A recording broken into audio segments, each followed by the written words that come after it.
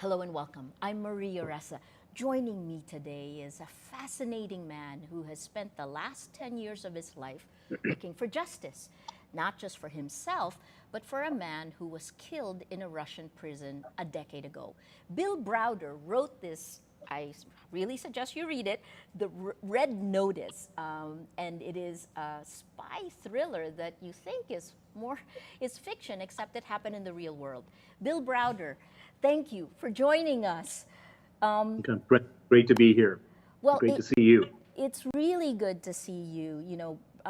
Your company. Tell me, I guess, let's start with the Russia you know, both what brought you there and I guess tell us. Sure. So I've got a strange story. My grandfather was I'm born in America. My grandfather was the head of the American Communist Party in the 1930s and 40s. And so during my teenage rebellion, I was trying to figure out how to rebel from a family of communists. And the best way I could think of doing that was to become a capitalist. I became a capitalist. I graduated Stanford Business School in 1989, which was the year the Berlin Wall came down. And I thought to myself, my grandfather was the biggest communist in America, and the Berlin Wall has come down. I'm going to try to become the biggest capitalist in Eastern Europe. And I ended up moving to Russia, setting up an investment fund called the Hermitage Fund to invest in the newly privatized companies in that part of the world. And when I first got there, it was what I would call total chaos. But total chaos, and it was kind of malicious, but it was disorganized. There was a lot of crime, but I would call it disorganized crime. It was one of these things where the criminals were the guys with the leather jackets and gold chains and all that kind of stuff. And what happened over a period of time was that it gravitated from disorganized crime, which was pretty much dominated by these people we know as the Russian oligarchs, right, to highly organized crime. And highly organized crime, it wasn't, again, the sort of Sopranos, mafia type people. This was guys with Brioni suits and Hermes ties who were ministers in the government, who were basically, having 1 hour's worth of meetings discussing oil pipeline policy and the next hour's worth of meetings discussing killing their enemies with poison. And the Putin regime is the organized, highly organized government crime version of this whole story. And I was able to see it firsthand because I became a victim of the whole organized crime of the Vladimir Putin regime. Well, let's talk about that. In 2005, when you were denied entry to Russia, you were actually, Hermitage Capital was the largest investor in Russia at that point. Is that correct? Correct. So it was I had an interesting investment strategy in a country that was so corrupt, which was to buy shares of these companies like Gazprom, which is their natural gas company, and Sberbank, which is their national savings bank. And the shares were all trading at a 99% discount to the values of similar types of companies in the West. And the reason that they was because everybody thought everything was being stolen by these oligarchs.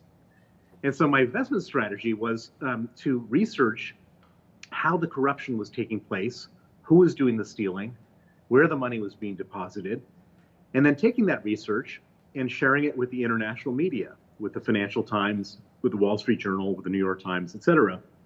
And of course, the journalists loved me because I was saving them 3 months worth of investigative work. Research. And it had a very unusually positive effect on the share prices of the companies I was investing in, because people normally, if you expose corruption in a company, the share price goes down. Why does it go down? Because people didn't know about the corruption. Right. But in Russia, everybody knew about the corruption. Everyone priced the companies as if they were almost out of business because of the corruption. And so if they saw that the corruption was being exposed, they thought maybe there's a chance that the corruption would stop. And if it stopped, then the money would go to the shareholders. And if the money went to the shareholders, then the share price went up. And so it was a great business strategy. And it was also, the oligarchs were sensitive to this, because at the same time as they were doing all this really nasty dirty stuff in Russia, they were running around London and New York and Geneva and Tokyo, raising money and trying to get access to the capital markets. And so they were kind of, in a certain way, shameable because they were playing this double game of being total criminals in their home country and then trying to be like respectable citizens in the West. So it kind of worked for a while, right. and the value. And I was actually the best performing fund manager in the world one year in 1997 because of this strategy. The problem was that I was exposing corruption, billions of dollars worth of corruptions of highly powerful, highly placed people inside of Russia, and as you can imagine, they didn't like that. Right. Those people, and they were, people who could do things and make things happen. And so, as you mentioned, I was living there for 10 years. In 2005, I got there in the beginning of 1996. And so, in November of 2005, as I was flying back to Moscow on a flight to London, I was stopped at the airport. I was arrested. I was detained in the airport detention center for 15 hours, and then I was subsequently deported from Russia and declared a threat to national security. And that was 14 years ago, and that was the last time I was able to be back in Russia. A lot has happened since then, though. I mean, you also took out your folks from Russia, except Sergei Magnitsky. I mean, he was, and this is one of the things that you also get attacked on. The Russian trolls are very active with you, Bill. It's so, I don't know how you deal with this, but tell us about Sergei and what happened to him and why it changed your life. Well, after I was expelled, I said to myself, this is not good, but when the Russians go after you, they don't tend to do it mildly, and this is kind of a mild way that they could go after me. And so I said, so what could they do? And the answer is they could either arrest my people or they could seize the assets that I had invested in the country. And so I organized an emergency evacuation of all of my staff and all of their dependents. And once I got them out, we then organized a liquidation, a quick, quiet, secret liquidation of our portfolio. And we got all of our people out and got all of our money out. And I thought that was the end of the story, except that it turned out to be just the beginning of the most horrible nightmare you could ever imagine. And so the only thing I kept in Russia was was the office. We had a small office, and one secretary sat in the office. And about 18 months after I was expelled, 25 police officers from the Moscow Police Department raided the office. 25 more officers raided the office of my law firm, an American law firm I used out there. And they were looking for the official corporate documents and steels and stamps and other official things connected to the investment companies that I had. And they found them at the law firm. They seized them. The next thing I knew, we no longer owned those investment companies. Using those documents seized by the police, they had fraudulently re-registered our companies into the name of a man who had been convicted of killing somebody. He had been let out of jail early, and he had put his name on the documents. So the police were working with a convicted killer. And I was not so worried about the economic consequences of this because our money was safe. We got our money out. But I was worried about if the police were working with killers, organizing identity thefts of our companies using documents they seized in a raid. God knows what else they could do. And so I went out and hired the smartest lawyer I knew in Russia, who was at the time 35 years old. His name was Sergei Magnitsky, and he was just a genius. And he was one of these people who could do 10 things in the time it took others to do one. And I hired him. I said, help me figure out what's going on, why they're doing this, and how we can stop it. And he figured out the purpose of the raid was two things. One, to steal our money, which they didn't succeed in doing because our money was safe. He said the second purpose of the raid was that after we sold everything, we had $1 billion of profits, and we paid $230 million of capital gains tax to the Russian government. And what Sergei figured out was that these corrupt police officers working with these organized criminals stole $230 million of taxes that we paid to the Russian government. And so he exposed it. He testified against the police officers involved. And we waited for the good guys to get the bad guys. And we discovered that in Vladimir Putin's Russia, there are no good guys, or not in his government anyways. There's lots of good guys in Russia itself, but not in his regime. And instead of arresting the people who stole the money, they arrested the people who Sergei testified against, arrested Sergei Magnitsky. Right. He was thrown in pretrial detention. They started to torture him in pretrial detention. They put him in cells with 14 inmates and 8 beds and left the lights on 24 hours a day to impose sleep deprivation. They put him in cells with no heat, no window panes. In December in Moscow, so he nearly froze to death. Put him in cells with no toilet, just a hole in the floor where the sewage would bubble up. And the purpose of all this was to get him to sign a false confession, to say that he stole the $230 million, and he did so on my instruction. And Sergei was a man of absolute integrity. For him, the idea of perjuring himself and bearing false witness was just not something that he would do, no matter how much the pressure was. He refused. The pressure got worse and worse and worse. After about 6 months of this, he got very ill. He lost 20 kilos. He was diagnosed as having pancreatitis and gallstones and needing an operation, which was scheduled for the 1st of August 2009. And then a week before the operation, they came to him again demanded a false confession. Again, he refused. And in retaliation, they moved him from a prison that had a medical wing to a maximum security prison called Butyrka, which is considered to be one of the worst prisons in Russia. And at Butyrka, there was no proper medical attention, no medical wing. And so Butyrka, his health completely broke down. He went into a terrible downward spiral, and they refused him all medical attention. And it got worse and worse and worse. He and his lawyers wrote 20 different desperate requests for medical attention to every different branch of the criminal justice system. Every branch denied his request. And then on the night of November 16, 2009, Sergei Magnitsky went into critical condition. On that night, the Butyrka authorities didn't want to have responsibility for him anymore, and so they put him in an ambulance to send him to a different prison. But instead of putting him in the emergency room, they put him in an isolation cell. They chained him to a bed, and 8 riot guards with rubber batons beat him until he died. That was November 16, 2009. Sergei Magnitsky was 37 years old. He left a wife and 2 children.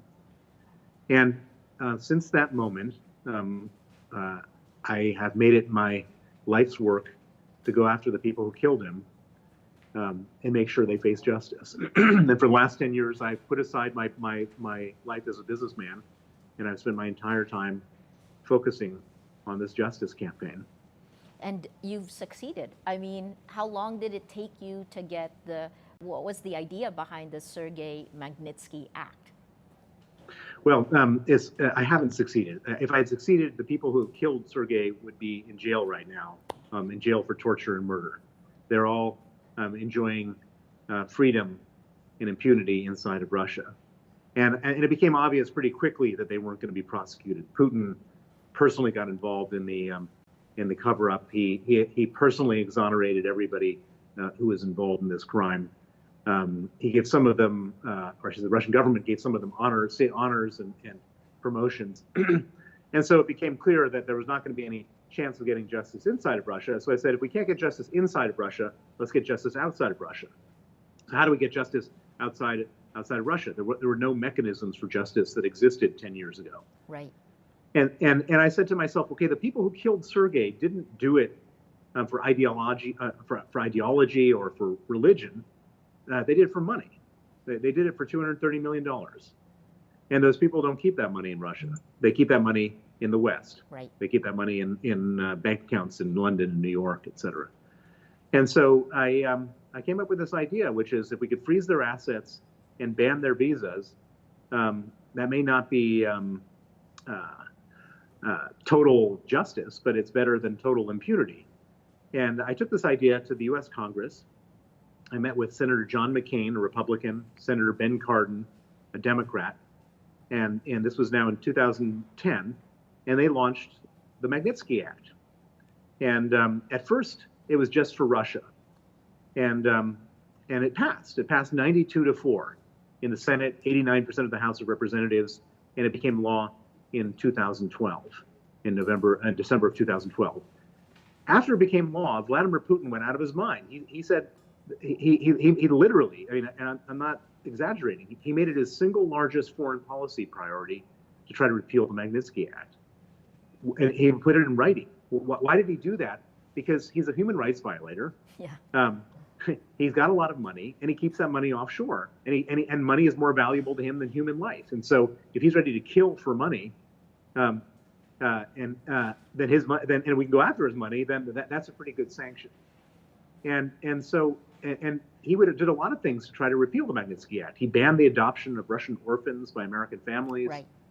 He sent a woman named Natalia Veselnitskaya, a Russian lawyer, to Trump Tower to try to meet with Donald Trump Jr., Paul Manafort, and Jared Kushner just before, after Trump was nominated, before he was elected, with one specific request, was to repeal the Magnitsky Act.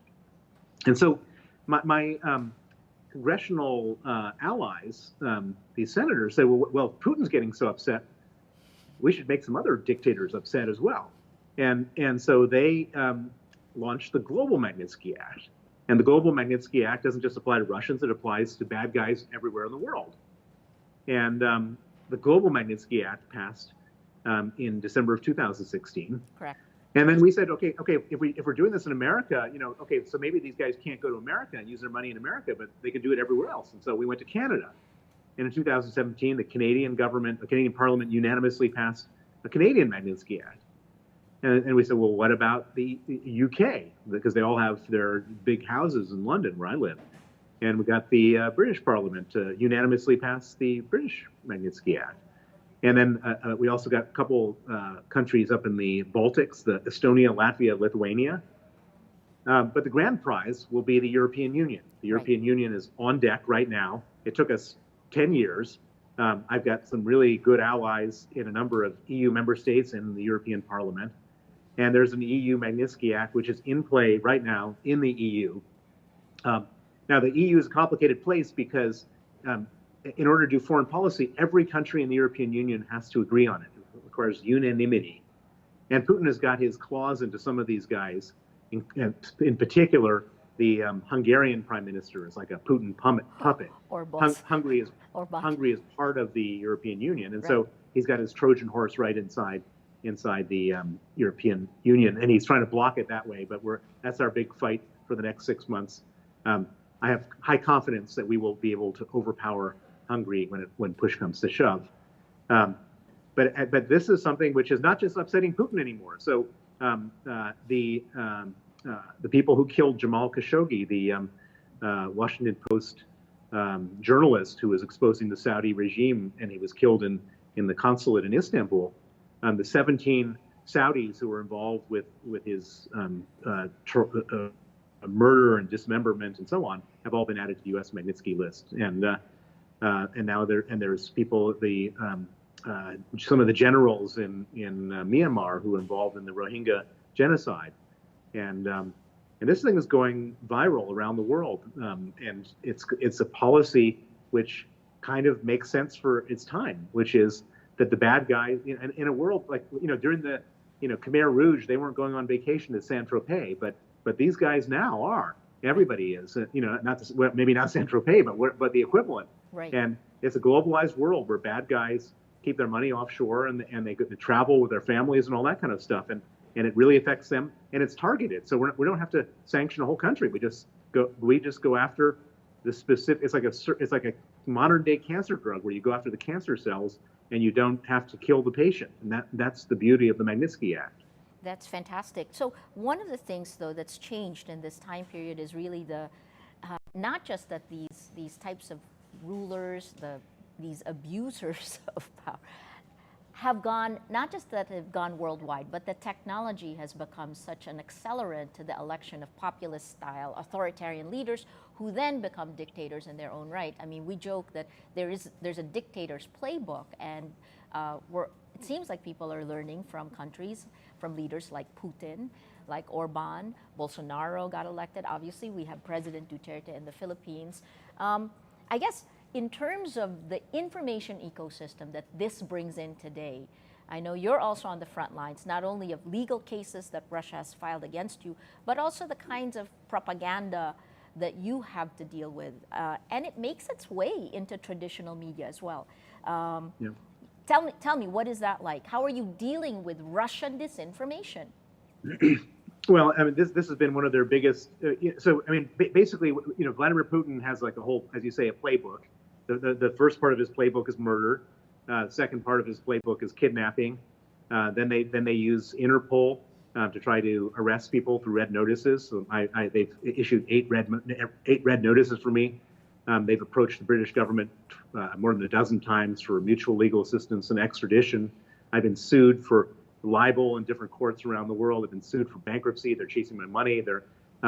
And of course, so and probably the least pernicious of all the things is them calling me names on social media. So I'm more worried about being arrested, tortured, and killed than someone calling me names on social media. But as part of their package, they pay money, and it's like a package. There's like a service offering. You want us to defame Bill Browder? Yes. Okay. Here's how much it's going to cost to have bots and tweets and articles and nonsense, and they put all this. They flood the Twitter and Facebook and all this kind of stuff with anti-Bill Browder stuff, but it hasn't worked in my case because we're sort of a much more nimble operation than a government, and so when they put out nonsense, we can counter it with the truth, and we do so. And I've got a very large real Twitter following, and my following has read all the articles. There's 230,000 people who have read all the articles, and so it doesn't really work, the misinformation stuff, but doesn't mean they don't try. They make movies about me. They've made 6 one-hour documentaries that they put on Russian primetime. And it does work in Russia. If you were to ask an average Russian what they thought about me, they would think, oh my God, this guy is like the most evil, serial killing, espionage guys out there. But if you ask a person in the rest of the world, they would say that Bill Browder is standing up to Putin for Sergei Magnitsky, and God bless him for doing that. Do you have to worry about your security?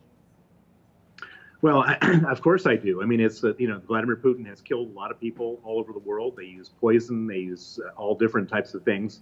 But the one thing I would say is that I'm not changing my tactics to fight them. I'm not backing down. I'm not withholding things that I would do out of fear. Because the moment that you do that, they've already succeeded. And almost everybody does that. People self-censor because they're scared. And I think, frankly, these guys, my enemies, are kind of confused because they're expecting me to be like everybody else and just back down and be scared. But I'm not going to be scared. I'm going to stand up to them because Sergei Magnitsky, in a much more dangerous situation, stood up to them, and he died. And if he gave his life for the truth, I owe it to him to stand up to them in a much safer situation than he was ever in. A Russian friend of mine actually said that, Bill Browder turned Russia's tactics against it. And I guess the next step here is the Sergei Magnitsky Awards. Guys, this is how I first met Bill Browder. This was an incredible room full of people, mid-November, that you put together. And for me, the posthumous award to the fiancée of Jamal Khashoggi, she had us all in tears, and I think it took me maybe 24 hours to just recover. What was the idea? Why did you do this? And this year's awards, of course, I want to talk to you more about that, but the Sergei Magnitsky Awards. Well, so every year on the anniversary of Sergei's murder, we try to do something to honor him. And in the first year, some filmmakers made a beautiful movie about him, and each year we came up with a different type of thing that we thought would honor him. And about sort of 5 years into it, we said to ourselves, Sergei died for a cause, which was truth and integrity, and he gave his life for that. And we really should find other people that are sort of using the same spirit of bravery and integrity in their lives. And so we started this award to honor. At first, we started honoring Russian dissidents, Russian lawyers, Russian journalists, we have different categories for different types of heroes. And last year we said to ourselves, you know what? There's so many other stories. This is not heroism and integrity is not just in Russia. There are people from all over the world that are standing up to dictators and kleptocrats, and so we widened it out and we looked around the world for other people, and that's how we met, because we honor for all the people watching this. Maria was one of our honorees. She's too modest to say it. She's at the awards center, but for what you've done, which is standing up to Duterte to expose his crimes and to do it in the face of a total trumped up law enforcement attack on you is unbelievably brave and honorable, just like Sergei Magnitsky. And I was honored to meet you, and I'm glad that you could be part of it and be part of this family of Sergei Magnitsky laureates. And I believe that this award, as it becomes more well known, will become the equivalent of the Nobel Prize for Human Rights, and it's important for the world to honor people like you, and to honor others with like Hatice Cengiz, the fiancée of Jamal Khashoggi, and others, and we will continue to do this, and the greatest thing, and I think you'll agree with me on this, is that when you're in this room with 250 people who all, in one way or another, are standing up to dictators and kleptocrats, you don't feel so alone anymore.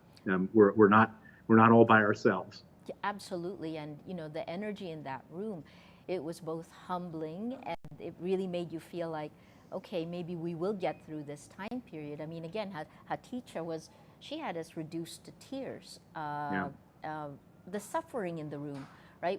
When I saw the sons of Daphne Caruana Galizia, and by the way, what's happening in Malta now, right? That there is some sense of justice. Of course, they lost their mom, right? I guess that's what I got out of that night, was you have taken a position and spent a decade trying to change, trying to find justice, and finding justice, and in the process helping other countries that are moving forward. I guess, how would you describe the role of the Russia today and its impact on the rest of the world? Well, Putin is a very clever man who's exporting criminality and dictatorship to the rest of the world, and he's in order for him to survive and keep his money, he needs to have a community of like-minded people, and so he supports. It's sort of there's no ideology about it. It's not like left wing, right wing, or whatever. He'll support anybody who supports his criminality, and that means other dictators, populists, and criminals. and what he's figured out is that you can do this in a very inexpensive, asymmetric way. Right. And it's not just the big names that you've mentioned. I mean, there's all sorts of little countries that we're not even paying attention to, like right.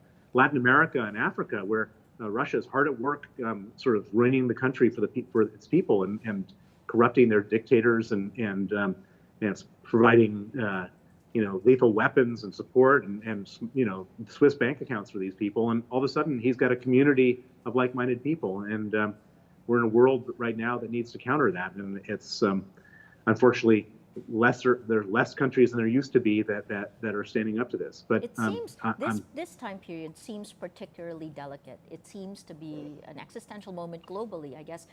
At this point in time, you said you're going to spend the next 6 months working on the EU. What gives you hope, and why do you think we'll get through this? Well, the one thing I've learned in this whole thing is that there is a very powerful majority of people in the world that are decent people. I mean, I would say that most people, almost all people, are decent people. And I think that when push comes to shove, it takes a while, because the indecent people, the bad people, take advantage of things. But in the end, I believe that decent people and decency will win out. And that may sound a little over optimistic, and I'm not unrealistic. In the short term, we've got a big challenge and a lot of nastiness ahead of us. But in the long term, I think that decency will win out. I hope you're right. Any advice for us in the Philippines? Well, I think you just watch what happened in Malta overnight. For 2 years, the Daphne Caruana Galizia's sons have fought for justice, and all of a sudden, the pressure got too much. The bad guys all started ratting each other out, and then the whole thing went down badly. Evil tends to wither under the bright light of publicity. What you're doing is the most important thing, which is to shine a light on it. And that's all we can do, shine a light on it, stand up to it, and try to create consequences. And it doesn't take that many of us to do it. It doesn't take that many of us. I think that was the lesson I took from that night with everyone in that room. Not only that, A, it could get much, much worse, but also that collectively there's strength, that we can still believe in a hopeful future. Your last thoughts, Bill? I mean, as you move forward, it's been more than a decade now. Well, my last thoughts is that it's going to be a lot more than a decade into the future in my own life doing what I'm doing, because people say, when is this all over for you? When can you just go back to being a businessman? And the answer is I can never do that. What I've seen, what I've learned, the stories that I've heard, are so horrific and so compelling that I found a mission that I need to continue on for indefinitely. And it may not just always be about Sergei Magnitsky, because we'll eventually do as much as we can do, but it'll be about other victims and other places. And it's an important and it's an important mission that I can get up every day feeling energized to do something about. Was it a difficult, I mean, part of what you wrote about in the book was that, you took Sergei's wife and his kids when it passed, when the Magnitsky Act passed. But was it difficult for you to give up your business to focus on this? Well, I mean, it was psychologically the easiest thing I could ever do. I mean, fighting for justice is infinitely more meaningful than fighting for money. I enjoyed doing what I did before.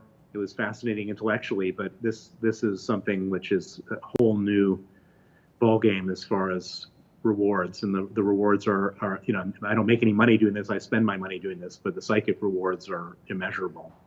Last thought, I guess, is what makes this time different in your eyes, given what you've lived through now? Well, I think what makes this time different is that, this feels a little bit, if you study history, it feels like the 1930s before the Second World War. You have a lot of pre-war type of things going on. There's a lot of nasty guys out there who don't care about the future, don't care about their people, and are ready to kill a lot of people to stay in power, and that's a very scary situation. So this is the time to do it. We have to follow what you're doing. Bill Browder, thank you so much for joining us. Guys, if you haven't picked up his book, Red Notice, it reads like a spy thriller, but it is real life, and it ends with a tragic death. But out of that, also, the Sergei Magnitsky Act, which gives hope to many other countries and people who have been oppressed around the world. Bill Browder, thank you for joining us. I'm Maria Ressa. Thank you. This is Rappler Talk.